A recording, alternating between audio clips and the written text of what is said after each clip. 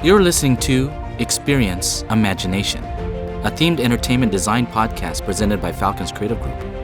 Every episode, we discuss a new topic with a panel of creative professionals. Hi, I'm Cecil McPurry, President and Chief Creative Officer of Falcons. With everything going on at Falcons these days, including opening our first theme park, we thought we'd give ourselves a break from podcast production. For this month, we are re-airing last December's episode, which focuses on entertainment that gives back. Our three guests are fantastic, and the content is maybe more relevant than ever. So my recommendation to you is give yourself a break. Sit back and relax for the next half hour.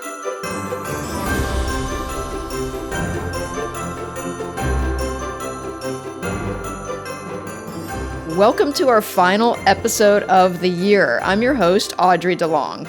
Because it's the holiday season, we wanted to do something special for this podcast and focus on entertainment that gives back. We all know how lucky we are to work in themed entertainment. I mean, this job is about making people happy. That's really the goal. What we create at Falcons is definitely a form of escapism, but it goes beyond that. It's about forging lasting memories, engaging people on unexpected levels, and perhaps even giving them a different perspective, whether it's about the environment, animals, the interconnectedness of humanity, whatever it may be. There are so many projects that we've been a part of that are socially conscious. They have a heart, they have morality at the center, they seek ways to include every type of person imaginable. And you know what? We love engaging with other organizations who think the same way we do. One of those is Give Kids the World Village, right here in Central Florida.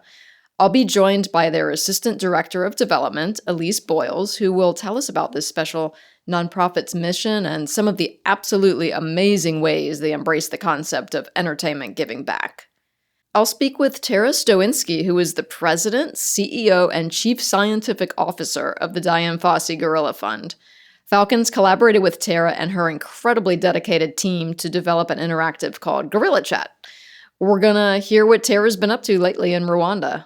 And we'll also talk to NeSmith, Executive Director of the Creative City Project and co-founder and Chief Creative Officer of the Memoir Agency. He is heavily involved in the Orlando arts community and always has a lot of exciting things going on, so that's going to be a riveting conversation. It's an embarrassment of riches, you could say. But before we get to that, I want to bring in Cecil McPurry, who will give us a bit more context and background on this topic. Hey, Cecil. Hey, Audrey, how you doing? All right. How are you these days? I'm really good, thank you. So let's talk about some of the projects that Falcons worked on that has this sort of giving back component. Yeah, we got embraced. Obviously, we're kind of synonymous with environmental storytelling. And so I think there's been kind of a draw where a lot of that kind of efforts and creativity that we've been able to do embraces not only, the spectacle entertainment side, but obviously the philanthropy side, as well as the giving back emotional connection side. Mm-hmm. And so I think there's been a lot of projects. I can't even think about the quantities of them, but obviously the ones that are on the panel today that you're going to be speaking with are ones that we were involved with, and I think are quite significant in awareness and giving back to the planet. And National Geographic obviously comes to mind as one of the ones that are kind of the forefront of giving back and understanding and educating those to understand how people can make a difference. Yeah, perfect. All right. Well, thanks for helping us set this up. At the end of the conversation today, we're going to speak with Yvette Whitaker and Crystal Famey from our own Falcons office, but we'll get to the interviews next. Thank you, Cecil. You're welcome. It's my pleasure now to welcome Elise Boyles from Give Kids the World Village. Thanks for being on the show. Thank you for having me. Elise, I want to go back in time to the founding of Give Kids the World. How did this get started? So Give Kids the World was founded in 1986 by Henry Landworth. So Henry was actually in the concentration camps in Germany, and he did not have much of a childhood. And then he came over to America and he spent a lot of time with hotels. Actually, he worked on the Space Coast and befriended a lot of the astronauts there who were, and many still are, good friends of the village. And then he came to Central Florida and he worked at a Holiday Inn down the road. And there was a little girl named Amy, and she had wished to go to Disney World. And there was nothing like us at the time. So he had organized to get her here to fulfill her wish, as she had leukemia, to come to Disney World. And it took over a week to make the arrangements. And sadly, Amy did not make it. So after that time, Henry made a vow that that would never happen to another child. So then he founded Give Kids the World Village. That's amazing. And tell us what this nonprofit does today for kids and their families. So we fulfill every other wish in the world. So children with critical illnesses will come and stay with us for week-long cost-free vacations. Any child that has a wish to visit any of the Central Florida attractions. So be it going to Disney World or meeting a minion or meeting a unicorn or a knight or anything like that, they will come and stay with us. And we work with over 200 wish-granting organizations. And they will send their wish children here, and we just give them the week of their lives. Okay, so tell us about the venue itself. Like when you get there, how many things are like actually on the property? What are the accommodations like? Do they get like all they can eat food? Yes to all the above. So Give Kids the World is 89 acres. We're very large. A lot of people don't know about us, and it's hard to explain it until you see it. But we are just this whimsical storybook resort is the best phrase for it. But we have a 7-hole dinosaur-themed putt-putt course. We have a movie theater. We have a Legoland-themed room. We have a gingerbread house. We have a castle of miracles that looks like a giant mushroom. We have 4 wheelchair accessible attractions. We have a giant accessible pool complete with a pirate ship. We have a horseback riding corral. We have a Candyland themed playground. And all of our families will come and they get to enjoy all of that. Breakfast, lunch, and dinner, and ice cream all day, every day, starting at 7:30 in the morning. Sign me up. Yeah, I have it way too often.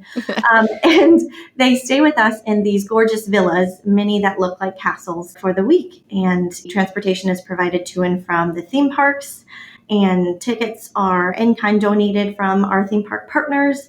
And there's nothing that they have to pay for while they're here. We try to make it as fun and stress-free as we possibly can for these families. Yeah, absolutely. And how many residential units are on the property? We have 166 villas here at the village. So that means we can hold up to 166 families at a time. So it sounds like it takes a lot of resources to keep all of this running, all of the villas going. How is this funded? So we are a small but mighty team here at the village. We have just over 100 staff members, but the biggest thing that we rely on here are our volunteers. When we are at full capacity, we have 1,800 volunteers that we need every single week. Oh. We also rely very heavily on our sponsors and our donors here at the village, and that's a big part of my role here. Yeah, you mentioned the themed entertainment industry a couple times and having attractions on site. So especially in Orlando with so much of that going on and so many companies, I'm guessing they play a big role in the success of the village as well. I mean, what are some of the ways that companies contribute? So Disney, Universal, and SeaWorld are some of our biggest and our founding partners.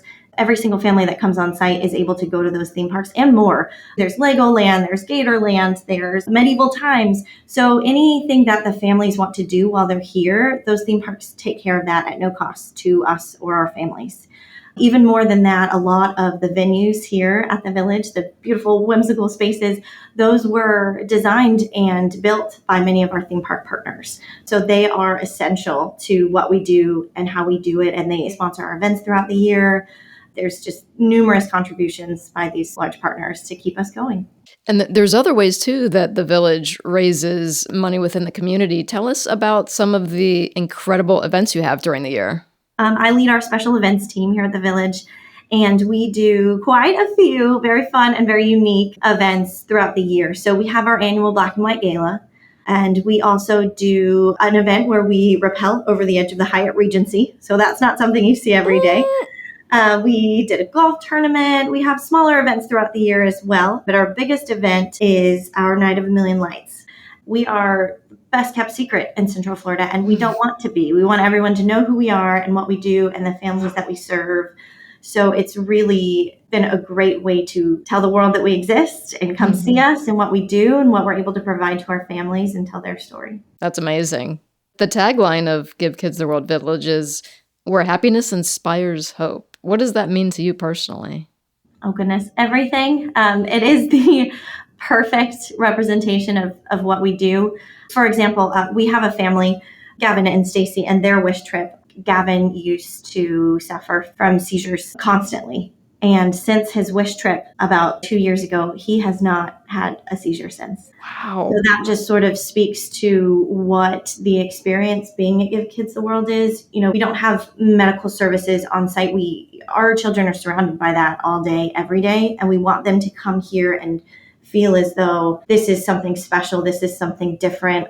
I don't need to worry about why I'm sick or why I'm here. I'm just here to have fun. And there's nothing they can't do at the village. So they go to a lot of other places and they might not be able to ride the carousel or get in the pool or see the ice cream if they're in a wheelchair. So we think about all of those little details and are able to personalize every child's experience. Even the families, it's sort of a break from all of that. They forget about all of it because they just completely get immersed in what this place is. That's absolutely right. And you guys do such a great job. Just congratulations for the success of Night of a Million Lights. I'm looking forward to seeing that myself and looking forward to seeing what else you guys come up with in the future. Yeah, thank you so much. We get ready for it. We're constantly thinking of new fun things to do. All right. Well, thanks for being with us and taking time out of your busy schedule. Yeah, thank you so much for having me.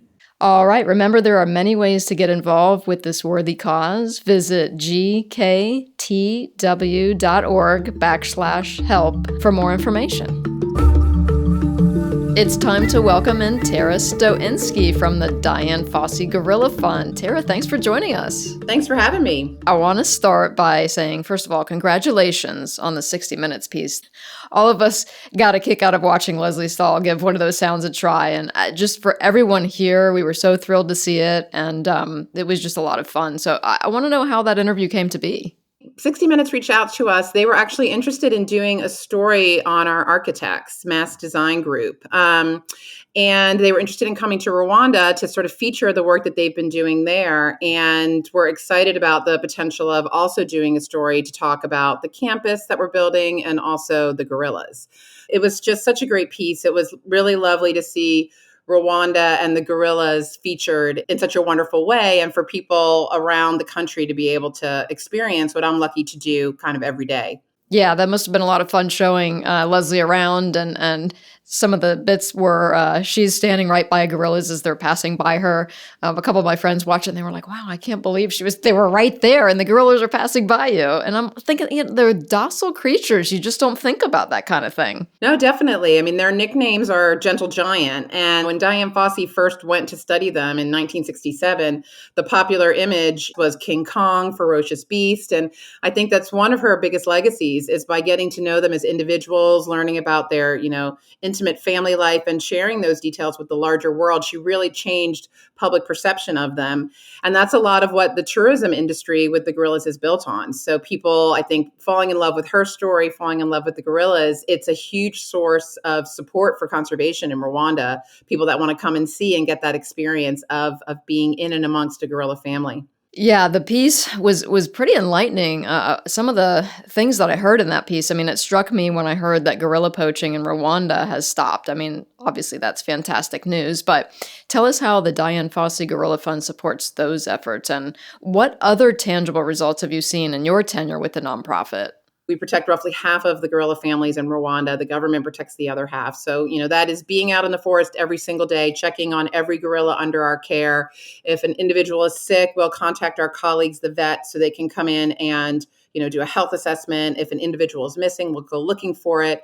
And it feels very labor intensive, but that's really what you need when you get down to just a few hundred of a subspecies left, which is what mountain gorillas were. I mean, they were down to 250 in this region back in the 1980s. Right. Well, let's talk about some of the visitor experiences. I'm sure there's going to be a lot of great ones outside of Gorilla Chat that we worked on with you. The one that we saw Leslie try. There's probably some other interactive, some other things that visitors can explore in this new center. Tell us about those. The campus has sort of different buildings, and one of the main buildings and the main public building is an exhibit.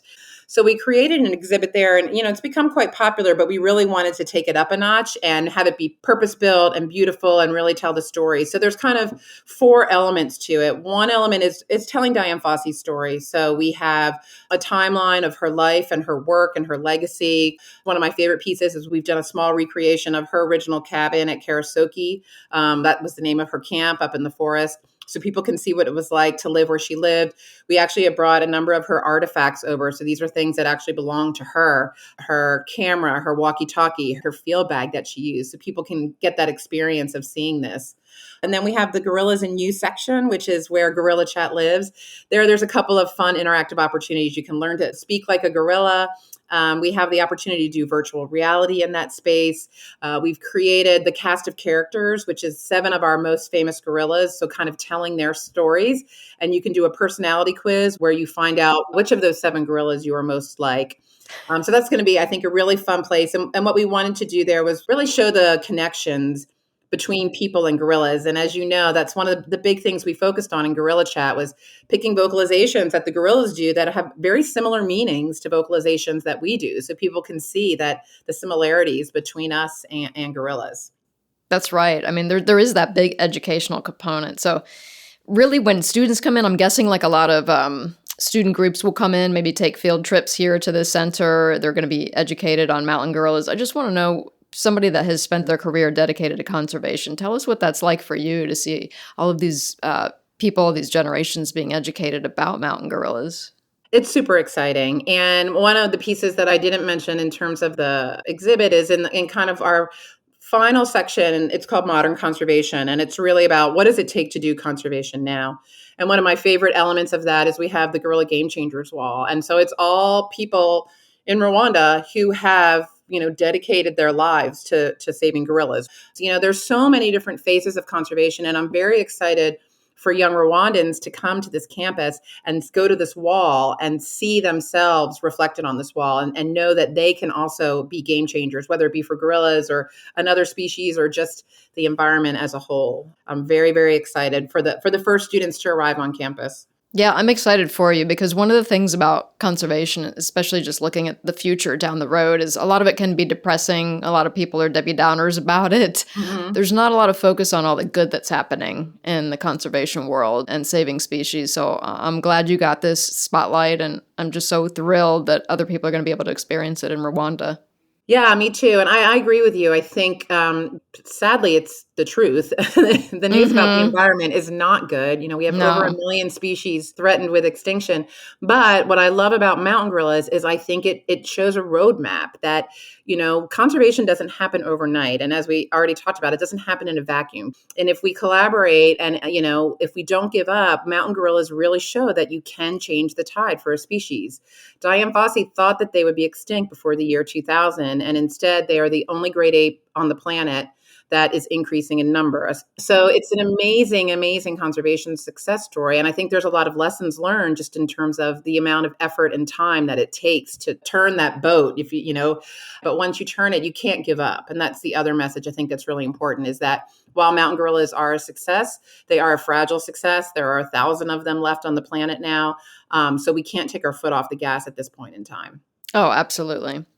Well, Tara, thank you so much for joining us. Well, thank you for having me. And, as I said, we're really excited about the collaboration. I think that Gorilla Chat people are really going to enjoy it. We love showing it to people because it's fun to see them try and replicate the sounds. A lot of times it gives us a good giggle. And I think people are going to have the cool experience of learning while having fun, which is really what we wanted to bring to this exhibit. Obviously, we want to get a lot of serious content along, but we wanted people to have fun in doing that. So thank you for being a collaborator and helping us bring this opportunity and experience to our new campus.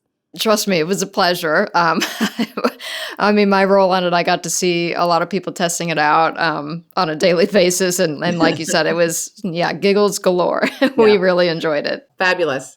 To learn more about the Dian Fossey Gorilla Fund, go to gorillafund.org. He's been named one of Orlando Magazine's 50 most powerful people in Orlando. Mr. Cole NeSmith, welcome back to Experience Imagination. It is always a joy to be here. Thank you. Well, I know you always have a lot going on, so tell our listeners what you've been up to recently. In the end of 2020, beginning of 2021, we launched a brand new immersive holiday light event called Dazzling Nights here in Orlando. And then we also started experimenting with some new experiences in theater in outdoor spaces. Our first foray into that was a show called Bright Young Things that happened over about 10 city blocks in downtown Orlando in October of 2020. And we developed a story with a local writer and director named Donald Roop. And then we theatrically lit alleyways and business plazas and City Hall and the lawn in front of Dr. Phillips Center and put in some fog effects. And then we invited audiences to move along with those characters throughout downtown Orlando as the story unfolded. So we've been creating outdoor experiences and really, I think, some fun things that audiences have really responded well to. Yeah, that's a great idea, doing the whole outdoor thing. Let's talk about Creative City Project a little bit. That was started in 2012. How did that get off the ground? So Creative City Project is a arts nonprofit that's focused on cultivating innovative arts experiences across Central Florida. And it started by me just calling a bunch of friends who are musicians and asking them to play their guitar on the street corner, and dancers, asked them to, create a dance in a vacant lot. And we now produce an annual festival called Immerse. And we just had our latest Immerse event in October of 2021. And platformed about 1,000 artists for an audience of 70,000 people all across downtown Orlando, kind of bringing it to life and making the city a stage. And so over the years, we've hung acrobats from cranes, we've put singers on balconies, we built a 40-foot scaffolding structure right along the middle of Orange Avenue, which is the thoroughfare that runs through the middle of downtown Orlando, and created an original performance with trampoline artists, aerialists, live musicians up on that, and of course, a lot of pyro. So we're always asking, how can we collaborate with artists to create things audiences can't see or experience anywhere else in the world? How did you manage to grow it to an audience of 70,000, just out of curiosity? I think people are just hungry for really great things. And so we have the honor of partnering with wonderful artists to create meaningful moments for our audience members. And I think it's one of those things that when people come and they experience the energy of Immerse and the streets of the urban space of downtown Orlando, it's something they want to return to, and it's something that they talk about, and it's something that they bring their friends and family to next time. And so I think it's just been that organic process of creating great experiences and then seeing people return with people they love. Yeah, absolutely. Obviously, you've done a great job with it. And we know, as a fact, because we have a tie to Immerse, we worked on the Art of Athleticism, which is an installation from Orlando Health. So obviously, we recognize the positive impact that interactive art can have on individuals. But tell us why you feel it's important for people to actively engage with art. Art is the context for connection. And that's one of the things that I really resonate with art and performance. It's one of the reasons I started Immerse as a whole. And it's one of the things that continues to kind of bring me to life in the creative process, is knowing that the things that we're making become the bedrock for meaningful shared experiences. I'm wondering, is there a healing component to your own art? I know you're an artist, you're a musician. And also, is there a healing component to the art that you help curate, especially for Immerse? I will tell you this, being in the streets of downtown Orlando in October 2021, I think healing is a really great adjective for what I was experiencing. The energy as tens of thousands of people filled the streets of downtown Orlando around these incredibly beautiful creative moments was healing for tens of thousands of people who, in large part, had been isolated for 18 months before that. Right. And so for sure, I think there's so much healing that comes from compelling creative work. And I also want to mention Beautiful Together, which is an artistic response to the Pulse tragedy that happened in June of 2016. Tell us about your tie with that. Oh, yeah, that was such a special time. The Pulse tragedy happened, and immediately the creative community of Orlando started asking, how do we respond to this? And how are we present in the middle of it? And how do we sit in this pain with the people of our city? And how do we also help one another process this? I mean, there were a million questions. Right. And so over the course of 2 weeks, a very, very tight time frame, about 200 artists came together. And I had the pleasure and privilege of being part of the creative leadership that produced that show and creative directed that show.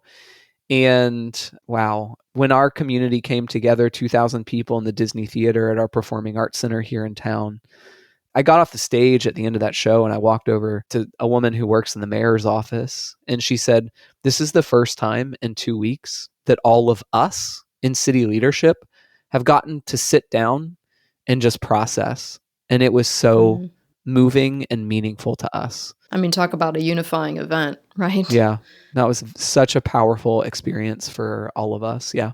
Well, talk to us a little bit about the Memoir Agency. What's the mission for that company? So the Memoir Agency is doing some fun work to make every place and moment meaningful. And we do that through two primary ways. One, we produce our own events like the Dazzling Nights events I was talking about. And then the second half of what we do through Memoir Agency is we work with developers, themed entertainment entities, and residential commercial properties to create moments where guests can engage in meaningful ways. I want to make sure I mention your podcast call. It's called Entrepreneur, a title that I personally love. Hopefully I didn't botch that too much. You got it, great. Tell us what you hope to communicate with that podcast. Yeah, that podcast is all about helping artists make creativity their career. So it's a weekly podcast, comes out every Wednesday, and we talk about practical parts of the art business or creative business. We talk about how to engage new audiences. We talk about, some of the emotional realities of being an artist and how to navigate those so that we aren't stopped in our tracks, but kind of can keep going. So it's a really fun process of just bringing some practical information to people who are trying to make it in the creative world. All right, cool. Well, that wraps up this conversation. I really appreciate you joining us. Thanks for being here. It is always so fun. Thanks for having me. I have two of our Falcons with us, Yvette Whitaker, Chief Corporate Officer, and Crystal Famey, Operations Manager, to help me close out this episode. Hello. Hi, Audrey. So happy to be here. Very happy to be here. Well, thanks for joining us and wrapping this up. So before I get to your reactions to those incredible guests we had, I have a couple questions. Crystal, I want to start with you. In your role, you coordinate all of our community outreach efforts. Give Kids the World Village is one of those. Tell us how Falcon supports their cause and what the association with them means to us. Sure. So every year, our team participates in IAPA Footprints from the Heart 5K race through Give Kids the World Village. So that's one thing that we do every year. So it means a lot to us that it's a local place, that it's something that is so immersed in the themed entertainment and, just such a wonderful cause. We try to do it every few months to go to different places, but it's just something that our team really enjoys doing, and I like to help coordinate it, and I'm just so thankful that our employers feel the same way. Well, we definitely appreciate you helping coordinate, because I know that's a lot. It's a lot of work. Yeah. All right, Yvette, well, I'm going to move over to you. Speaking really about the projects that Falcons works on, why do you think it's important for us to work on these socially responsible projects? Well, Audrey, working on socially responsible projects really empowers our employees to leverage the Falcon's corporate resources to do good and affect change in our community, and because we're global, really around the world. Everyone here shares the same culture, and it's a beautiful thing when we can come together as a team, or really as a family, to support others. It really, really ignites our productivity and brings our team even closer together. So hopefully we'll be doing a lot more of that in our future, and it's something very, very dear to our heart. We just enjoy doing it. So after hearing these incredible guests, what are some of the things that come to mind, especially regarding entertainment that gives back? We're so fortunate to be able to also support our friends at Give Kids a World. Their tagline, I love it, where happiness inspires hope. It really, really resonates with our team here at Falcons. And I'm so excited for us to continue supporting this impactful effort for many years to come. Yeah, same. All right. Thanks for joining me today. Thanks for having us, Audrey. All right. Thank you. So that concludes this episode of Experience Imagination. Thank you again to all of our guests, Elise Boyles, Tara Stoinski, and Cole NeSmith. As a closing thought, I want to mention that Immerse took a break in 2022, but it will be back in 2023 with epic live performances, immersive art installations, and fun creative moments. Give Kids the World Village, which has been voted one of the best things to do in Orlando, is once again experiencing another successful Night of a Million Lights event, so hopefully you had an opportunity to experience that, or you're going to go soon. And finally, I was so thrilled to read about the success that the Ellen DeGeneres campus of the Dian Fossey Gorilla Fund has enjoyed during its first year of existence. Among the throngs of visitors are thousands of school children who leave this stunning venue inspired and enriched by what they see and experience there. Falcons wishes continued success to all of these groups who so wonderfully represented their missions in this episode. All right, listeners, that wraps up our 5th season of Experience Imagination. We look forward to bringing you more enlightening and engaging interviews in 2023. Until then, I'm Audrey DeLong, wishing you all the very best for a happy and fulfilling holiday season. Thank you for listening to Experience Imagination, a Falcons Creative Group production. If you enjoyed this episode, please subscribe to the podcast and share with your friends. To keep up with our latest news, visit us on the web at falconscreativegroup.com and follow us on LinkedIn, Facebook, Twitter, and Instagram. If you have any questions, comments, or ideas for future episodes, please email us at podcast@falconscreativegroup.com.